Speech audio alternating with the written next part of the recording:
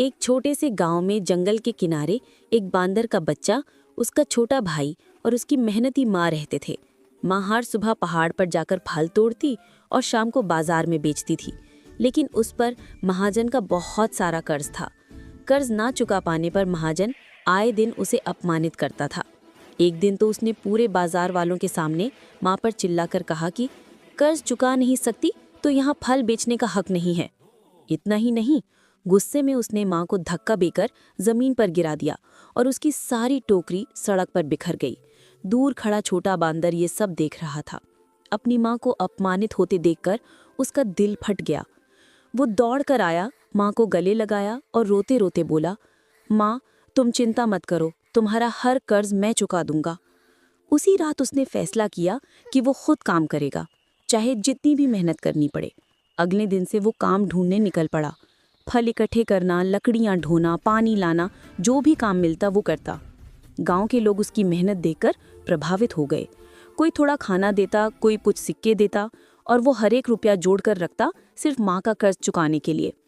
कई दिनों की मेहनत के बाद वो आखिरकार महाजन की दुकान पर पहुंचा। अपने छोटे छोटे हाथों में सिक्के और कमाई उठाकर उसने हिम्मत से महाजन से कहा, ये मेरी माँ का कर्ज है, आज के बाद मेरी माँ किसी के सामने सिर नहीं झुकाएगी। महाजन चुप हो गया। माँ की आंखों में गर्व के आंसू आ गए। छोटे बांदर ने माँ का हाथ पकड़कर कहा, अब कोई तुम्हें अपमान नहीं करेगा माँ, तुम्हारा बेटा बड़ा हो गया है। और दोनों मुस्कुराते हुए बाजार से घर की ओर चल पड़े। एक छोटे से गांव में जंगल के किनारे एक बांदर का बच्चा, उसका छोटा भाई और उसकी मेहनती माँ रहते थे। माँ हर सुबह पहाड़ पर जाकर फल तोड़ती और शाम को बाजार में बेचती थी, लेकिन उस पर महाजन का बहुत सारा कर्ज था। कर्ज ना चुका पाने पर महाजन आए दिन उसे अपमानित करता था। एक दिन तो उसने पूरे बाजार वालों के सामने माँ पर चिल्लाकर कहा कि कर्ज चुका नहीं सकती तो यहाँ फल बेचने का हक नहीं है। इतना ही नहीं, गुस्से में उसने माँ को धक्का देकर जमीन पर गिरा दिया और उसकी सारी टोकरी सड़क पर बिखर गई। दूर खड़ा छोटा बांदर ये सब देख रहा था। अपनी माँ को अपमानित होते देखकर उसका दिल फट गया। वो दौड़कर आया, माँ को गले लगाया और रोते रोते बोला, माँ तुम चिंता मत करो, तुम्हारा हर कर्ज मैं चुका दूंगा।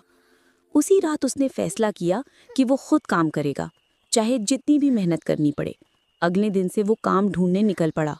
फल इकट्ठे करना, लकड़ियां ढोना, पानी लाना, जो भी काम मिलता वो करता। गांव के लोग उसकी मेहनत देखकर प्रभावित हो गए।